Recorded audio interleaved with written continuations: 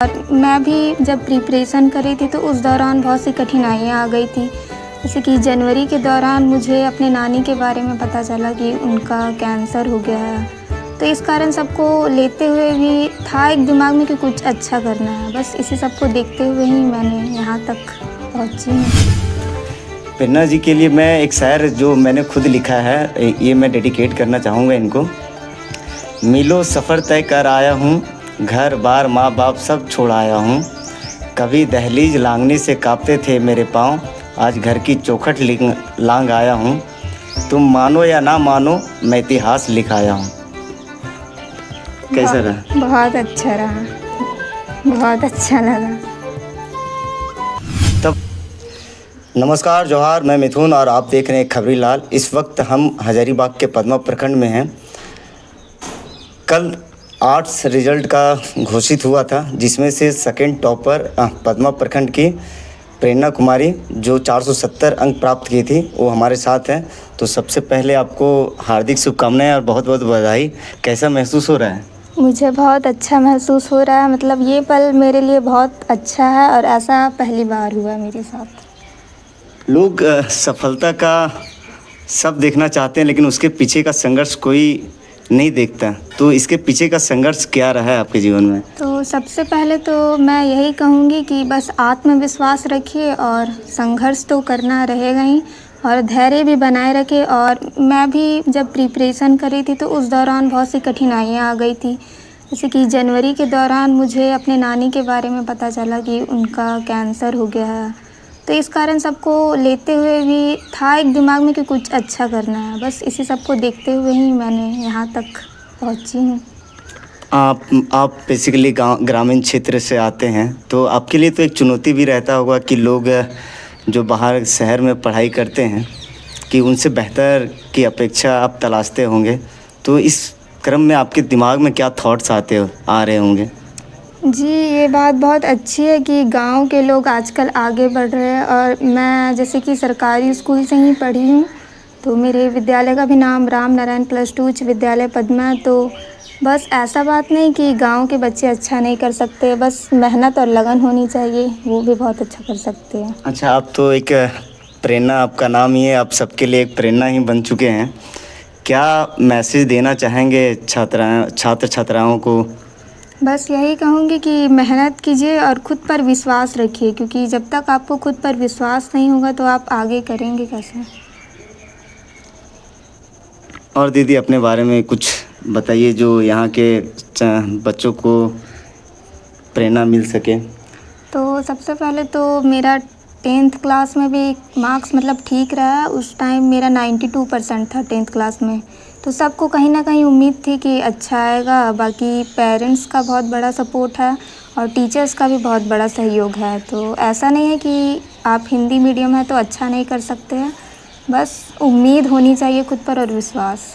आपने कोचिंग वगैरह किया या फिर सेल्फ स्टडी करके यहाँ तक आगे पहुँचे? नहीं, मैंने कोई भी कोचिंग नहीं ली है। जो स्कूल में पढ़ाया जाता था घर में आके बस उसी को रिवीजन करना, और जैसे कि कोई टॉपिक समझ नहीं आया तो उसको यूट्यूब से हेल्प लेती थी। अच्छा, सोशल मीडिया का भी आपने सहारा लिया, जो जैसे यूट्यूब जैसे प्लेटफॉर्म हो गए जहाँ शिक्षा का एक अच्छा प्लेटफॉर्म भी कहा जा सकता है। तो आप कह सकते हैं कि सोशल मीडिया आज के दौर में कितना फ़ायदेमंद भी है और कितना नुकसान भी है।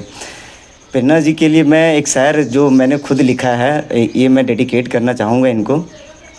मीलों सफ़र तय कर आया हूँ, घर बार माँ बाप सब छोड़ आया हूँ।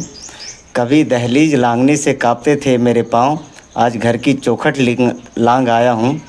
तुम मानो या ना मानो, मैं इतिहास लिख आया हूँ।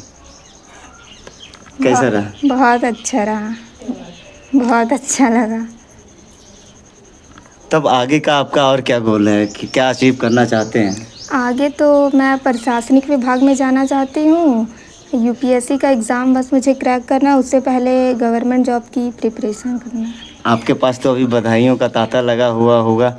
कितने लोग आए हैं यहाँ पे आपसे मिलने अभी तक? हाँ, अभी बहुत लोग आए हुए, कल भी बहुत लोग आए थे, आज आ पाए। बाकी सबका कॉल में आ रहा है। विधायक जी का, एमपी जी का फ़ोन आया आपके पास? नहीं, अभी उनका तो नहीं आया। अच्छा। हमारे साथ प्रेरणा की मम्मी जी भी हैं। अ, कैसा महसूस कर रहे हैं आप? बहुत खुशी महसूस हो रहा है और बहुत गर्व भी है अपनी बेटी पर।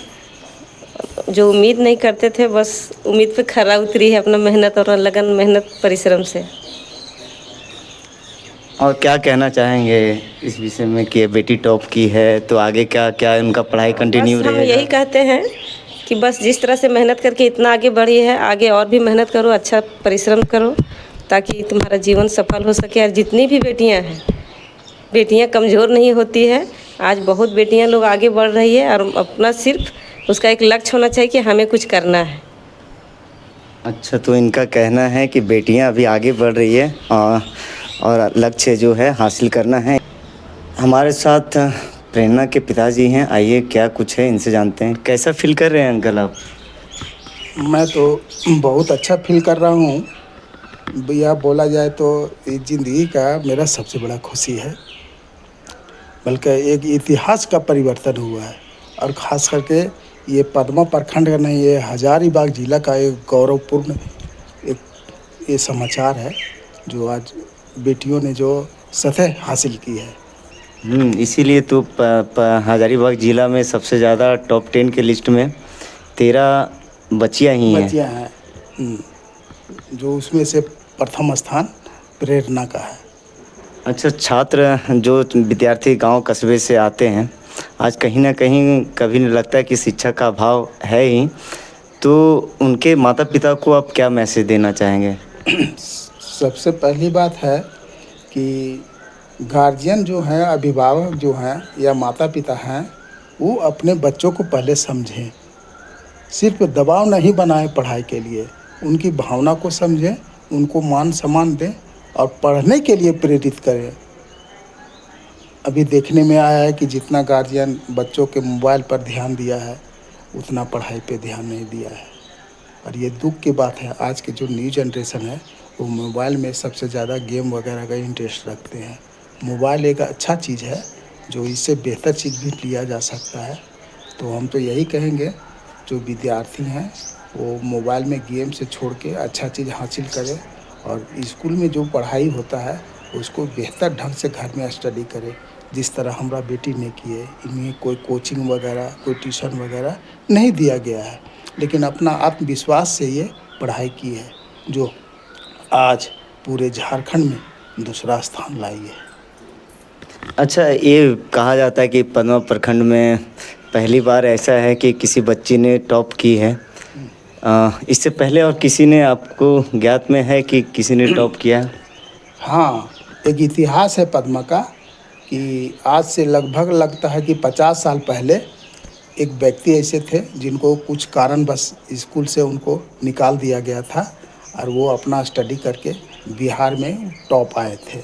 और उसके बाद ये इतिहास रहा है, ये इतिहास साक्षी है कि दूसरी बार इसको दोहराया गया है, जो प्रेरणा कुमारी ने पूरे झारखंड में दूसरा स्थान हासिल की है।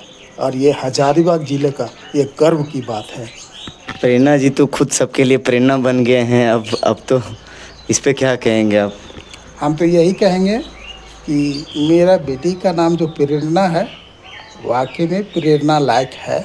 और इस प्रेरणा को समझें और अपनी बच्चियों को सम्मान दें और उन्हें पढ़ने के लिए बेहतर मार्गदर्शक दें। बहुत अच्छी बात कही आपने। आपको जान करके हैरानी होगी कि झारखंड में आर्ट्स की सेकेंड टॉपर प्रेरणा कुमारी के पिताजी एक आंदोलनकारी भी रह चुके हैं। आइए क्या कुछ है उनसे जानते हैं।